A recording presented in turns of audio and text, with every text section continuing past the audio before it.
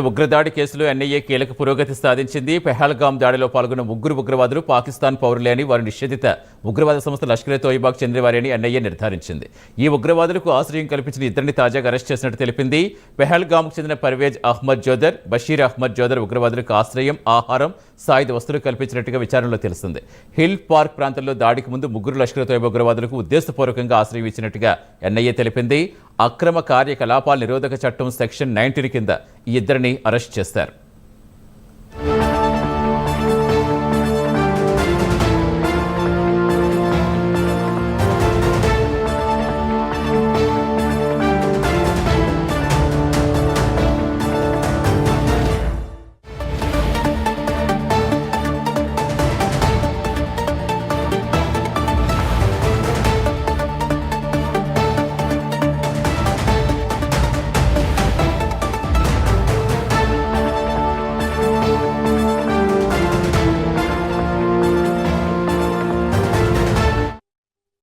పెహల్గాం దాడికి ప్రతీకారంగా భారత్ పాక్తో చేసుకున్న సింధు జలాల ఒప్పందాన్ని తాత్కాలికంగా రద్దు చేస్తుంది. దీనికి ప్రతిగా పాక్ కూడా సిమ్లా ఒప్పందం రద్దు చేస్తుంది.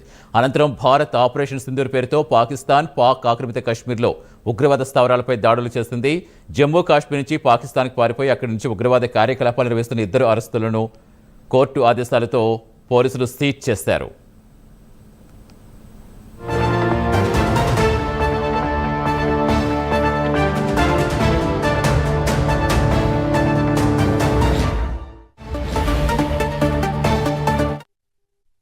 ఏప్రిల్ 22న జమ్మూ కాశ్మీర్లో పెహల్గాంలో జరిగిన ఉగ్రదాడిలో 26 మంది చనిపోయారు. ఈ దాడికి తామే బాధ్యులుగా లష్కర్-ఏ-తోయిబా అనుబంధ సంస్థ ది రెసిస్టెన్స్ ఫ్రంట్ ప్రకటించింది. దీంతో ఈ ఉగ్రదాడి వెనుక పాకిస్తాన్ హస్తం ఉందని భారత్ భావించింది.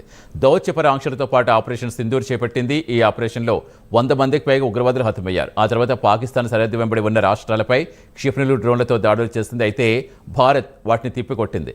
భారత సైన్యం పాకిస్తాన్ ఎయిర్ బేస్లపై దాడులు చేయడంతో పాక్ వెనక్కి తగ్గింది. ఇరు దేశాల మధ్య కాల్పుల విరమణ ఒప్పందం మే 10 జరగడంతో ఉద్రిక్తతలు క్రమంగా తగ్గుముఖం పట్టాయి.